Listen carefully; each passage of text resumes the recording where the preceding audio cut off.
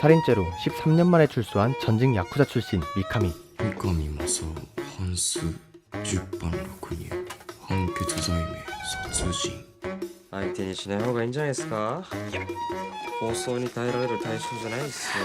そこが面白いんじゃん。 과거를 털어내고 새 출발을 하고 싶지만 働き手って言われてもね。反社の方には例外なく保護はおりませんから。社会に出された途端赤ちゃん並みに無力ってことですね。善良な市民がリンチに遭うとっても見過ごすのがご立派な人生ですか。 그 버릇이 어딜 갈까요? なんで戦ってぶちのめすしか策がないと思うんですか。お前らみたいな卑怯な人間になるぐらいなら死んで結果だ。申し訳ございませんでした。冗談じゃ。 미카미를 내버려두지 않는 이 세상. シャバは我慢の連続ですよ。不意にしたらいかんよ。 과연 미카미는 지난날의 행동들을 반성하고 새로운 세계에서의 적응을 무사히 마칠 수 있을까요? あんたみたいな人には世間は生きづらかでしょうが。だって死ぬわけにもいかんけ。 8월 11일 개봉한 멋진 세계입니다.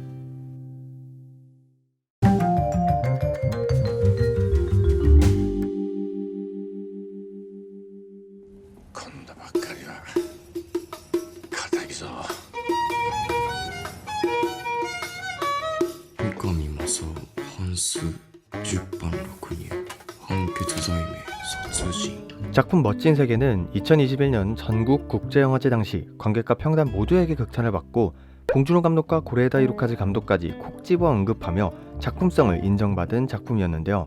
1990년 사키류조의 장편소설 신분장을 원작으로 만들어진 멋진 세계는 원작이 출간된 시기이자 실제로 일본 영화 전성기의 향수와 작품성을 그대로 가진 작품이었습니다.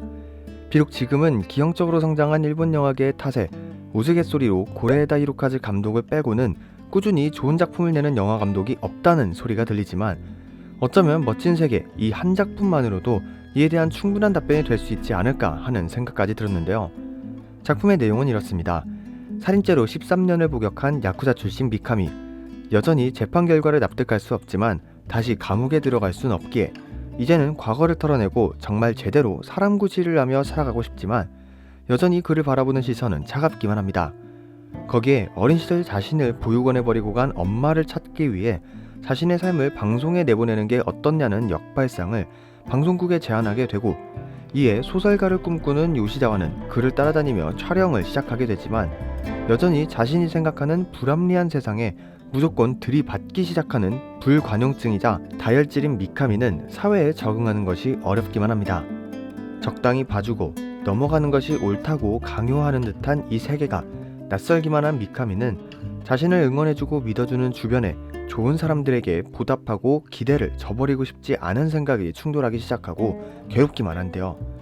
이 작품의 메시지는 아주 명확합니다. 작품에서도 여러 번 메시지를 비유하는 듯한 대사들이 나오는데요. 사회가 규정한 레일을 벗어나지 않은 사람들은 이를 벗어난 사람들을 비난하지만 정작 꾸준히 레일을 벗어나지 않은 사람들도 행복하지 않다.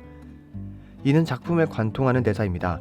사회에 순응하지 않아 감옥에 들어갔다가 다시 나온 사람들에게 비난과 거리를 두면서 정작 그들이 사회에 필요한 최소한의 여건마저 앗아가는 사람들마저도 행복한 삶을 살고 있지 않다는 점 말이죠. 社会に出された途端赤ちゃん並みに無力ってことですね。善良な市民がリンチに遭うとっても見過ごすのがご立派な人生ですか。 두 번째 삶을 살아가려는 사람들에게 불관용적인 잣대와 낙인을 찍으면서 그들이 감옥이 아닌 새로운 세상, 새로운 세계에 적응할 틈조차 주지 않는 우리 사회에 질문을 던지는 것이죠.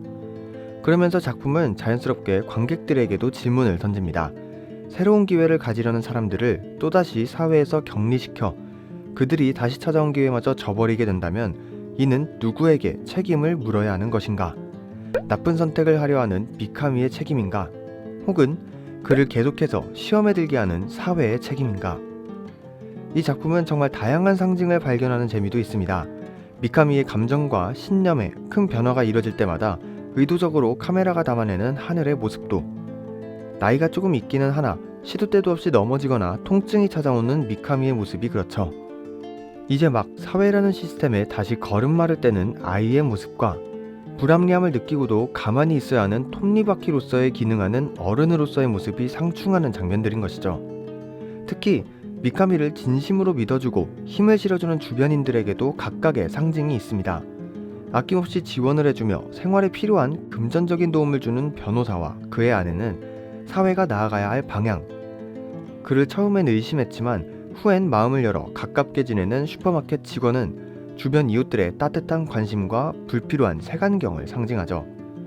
그를 촬영하던 PD는 미카미 같은 사람들도 충분히 더 나은 사람이 될 수 있다는 보증인 같은 역할도, 그리고 공무원은 그가 혹여나 흔들리지 않도록 제도적으로 지원을 해줘야 하는 기관인 셈이죠.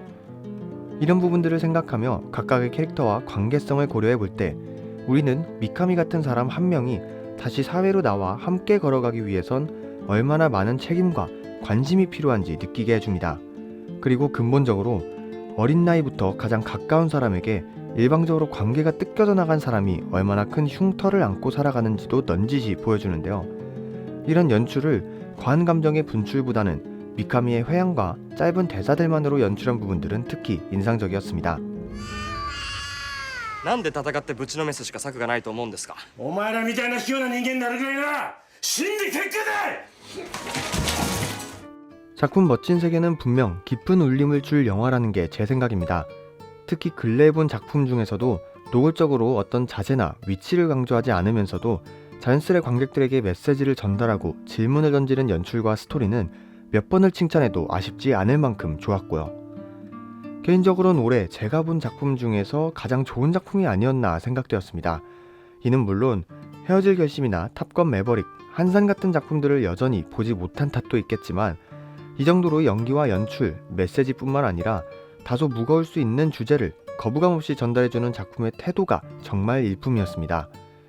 특히 대사와 행동, 소품들을 통해서 다양한 상징을 나타내는 부분들 또한 좋았는데요. 작품의 결말, 미카미가 손에 쥐고 있던 코스모스에서 모든 감정이 소용돌이 치는 기분이었습니다. 색깔별로 그 꽃말이 다르다고 하는데 미카미가 끝까지 손에 쥐고 있던 연분홍색은 아름다움과 기쁨, 그리고 흰색은 순수함을 뜻한다고 합니다. 이는 어쩌면 미카미가 결말에 가서야 드디어 자신이 원하고 꿈꾸던 멋진 세계에 도달했음을 뜻하는 것은 아닐까요?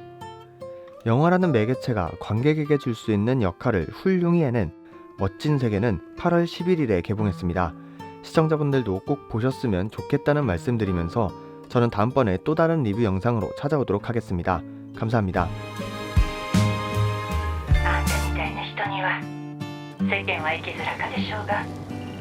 だって死ぬわけにもいかんけん